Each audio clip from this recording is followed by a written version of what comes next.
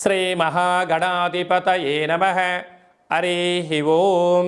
1-9 నుండి 15-9 వరకు ద్వాదశ రాశుల్లో గ్రహ గమనాల్ని ఒకసారి వీక్షింపచేద్దాం.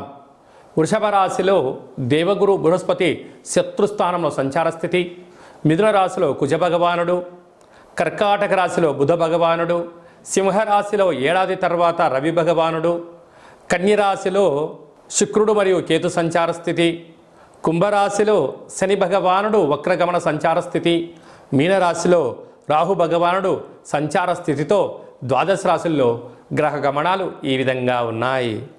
అందరికీ ముందస్తుగా వినాయక చవితి పండగ శుభాకాంక్షలు. వినాయకుడు అనగానే అవిఘ్నములను తొలగించి ఐశ్వర్యాన్ని ప్రసాదించేటువంటి భగవంతుడు కనుక ఆది పూజ్య మహాగణాధిపతి. అంటే ఏ పూజను మనం ప్రారంభించాలనుకున్నా పసుపుతో చేసిన గణపతి స్వామికి మనం పూజ చేసుకుంటూ ఉంటాం. భాద్రపద మాస శుద్ధ చవితి వినాయక జయంతి సందర్భంగా గణపతి స్వామి యొక్క ఆశీస్సులు మనందరిపైన ఉండాలని కోరుకుంటూ, కైలాసనాథుడి యొక్క సుపుత్రుడి యొక్క ఆశీస్సులు మనందరిపైనను చూపిస్తూ, ఎవరికి ఎలాంటి కష్టాలు లేకుండా అందరికీ విద్య, విజ్ఞానము, ఉద్యోగము, వివాహము, సంతానము, రాజయోగము, రాజభాగ్యము, రాజభోగము, ఆనందయోగము, ఎవరికి ఏవేవి కావాలో అన్నీ ప్రసాదించే శక్తి ఆ విఘ్నేశ్వర స్వామి వారికి ఉంది కనుక అందరిపైనను గణపతి స్వామికి ఆశీస్సులను కోరుకుందాం. మేషరాశి వారు కాలమావాస్య సోమవతి అమావాస్య సందర్భంగా ఎలాంటి విధులను పాటించాలో ఈ వీడియోలో సవివరంగా సంపూర్ణంగా తెలుసుకుందాం. మేషరాశిలో ఏ నక్షత్రాలు వస్తాయనగా అశ్విని నక్షత్రంలోని 4 పాదాలు, భరణి నక్షత్రంలోని 4 పాదాలు, కృతికా నక్షత్రంలోని 1 పాదం కలిపితే మేషరాశి. చాలామందికి పుట్టినటువంటి కాల సమయంలో డేటా బర్త్లు లేనటువంటి కారణం వలన పేరు యొక్క మొదటి అక్షరాన్ని అనుసరిస్తూ రాశిని తెలుసుకునే ప్రయత్నం చేద్దాం.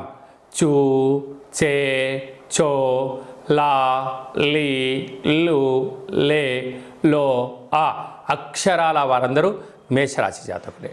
వీరికి ఈ సోమవతి అమావాస్య మంగళవారం రోజు అమావాస్య రావడము, రాశాధిపతి కుజుడవడం, ఈ సంవత్సరం అధిపతి కూడా కుజుడే అవ్వడం వలన వీలైనంత వరకు సోమవారం, మంగళవారం ఈ యొక్క మేషరాశి జాతకులు మౌనం, ధ్యానం, ఆధ్యాత్మికతగా ఉండడం, వీలైతే ఓం మహాకాళీ దేవ్యై నమః, ఓం కాలభైరవాయ నమః, లేకుంటే ఓం నమ శివాయ అనేటువంటి మంత్రాన్ని వీలైనంత వరకు సమయం దొరికినప్పుడల్లా పారాయణం చేయగలిగినట్లయితే సోమవతి యొక్క అమావాస్య అంటే మహాదేవుడి యొక్క ఆశీస్సులు, కాలభైరవ స్వామికి ఆశీస్సులు, మంగళగౌరీదేవి కాళికామాత ఆశీస్సుల వలన రుణ సమస్య, రోగ సమస్య, శత్రు సమస్య తొలగిపోతుందని చెప్పి గమనించాలి. వివాహం కాని వారికి వివాహము, అయిన వారికి సంతాన యోగం, పిల్లల యొక్క చదువులు, పిల్లల యొక్క అభివృద్ధి, అత్యున్నత భూయోగము, రాజయోగము, ఆనంద సిద్ధి యోగము మేషరాశి వారి సొంతమవుతుందని చెప్పి గమనించాలి. 2వ స్థానంలో గురు సంచార స్థితి, 3వ స్థానంలో కుజ భగవాడు యొక్క సంచార స్థితి, అర్ధాష్టమ బుధ సంచార స్థితి ఉన్నప్పుడు విద్యలో, ఉద్యోగంలో, వ్యాపారంలో ఆటంకాలను తొలగించుకునే ప్రయత్నం చేయండి. అలాగనే సంతాన స్థానంలో రవి సంచార స్థితి ఉండడం వలన నూతనంగా వివాహమైన వారికి వివాహ తదనంతరము మొదటి పుత్రిక సంతాన యోగ్యము, పిల్లల యొక్క అభివృద్ధికి మేషరాశి వారు పెద్దపీట వేయడం జరుగుతుందని చెప్పి గమనించాలి. లాభస్థానంలో శని భగవానుడు వక్రగమనంగా 30 సంవత్సరాల తర్వాత జరుగుతున్నటువంటి సంచార స్థితి అవ్వడం వలన, వ్యయంలో రాహు సంచార స్థితి ఉండడం వలన వీలైనంత వరకు మేషరాశి వారు తొందరపడి నిర్ణయాలు తీసుకోవద్దు. మీ వ్యక్తిగత అభిప్రాయాలు ఎవరితో షేర్ చేసుకోవద్దు. అంతర్గతమైనటువంటి రహస్య చర్చలకు ఇది సరైన సమయం కాదు.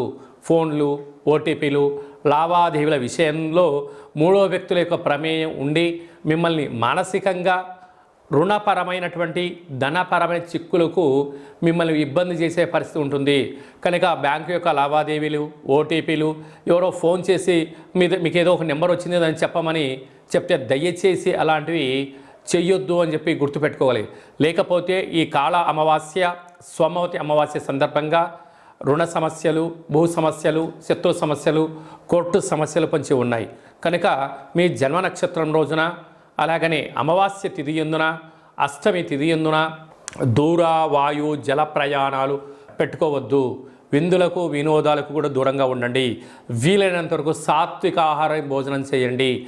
అసలే వర్షాకాలం అవ్వడం వలన వర్షాలు ఈ సంవత్సరం చాలా అధికంగా పడే అవకాశాలు ఉన్నాయి. నదుల ఎంట, చెరువుల ఎంట, అలాగా విహారయాత్రలకు వెళ్ళడం కొద్దిపాటి వాయిదా వేసుకోవడం ఉత్తమోత్తంగా ఉండాలి. వాహన ప్రయాణాలు చేసేటప్పుడు ప్రమాదాలు పొంచి ఉన్నాయి కనుక వీలైనంత వరకు మితిమీరిన వేగం పనికిరాదు, ఆవేశం అసలే పనికిరాదు. వాగ్వివాదాలకు గొడవలకు దూరంగా ఉండండి. వీలైనంత వరకు విఘ్నేశ్వర స్వామి యొక్క సేవలో పాల్గొనండి. అలాగనే వ్యవసాయ సోదరీమణులు, గృహ భవన నిర్మాణ కార్యక్రమం చేసేవారు, అలాగనే ఆహార ఉత్పత్తులు, హోటల్ వ్యాపారాలు, స్వీట్ హౌస్లు, అలాగే స్వయం వృత్తులు, సేవా రంగాలు, సాఫ్ట్వేర్, హార్డ్వేర్, యానిమేషన్స్, క్రియేటివిటీ రంగాల్లో ఉండబడిన వారికి ఓపిక, పట్టుదల అవసరం ఉన్నంత వరకే మాట్లాడగలిగినట్లయితే రాబోయే కాలము బంగారు భవిష్యత్తు రోజులుగా భావించగలగాలి.